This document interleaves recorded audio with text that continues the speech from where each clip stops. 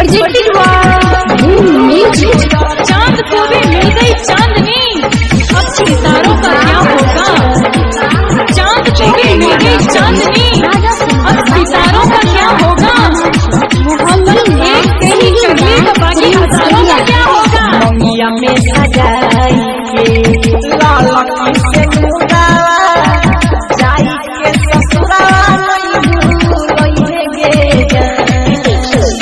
मंगिया में सजाई के लाला से मुदावा जाई के ससुरा लइहे गे निकल तो यरती जावा सुने के रानी औषिया लगावे आए हो जई न जाने निकल तो यरती जावा सुने के रानी औषिया लगावे आए हो जई समसा।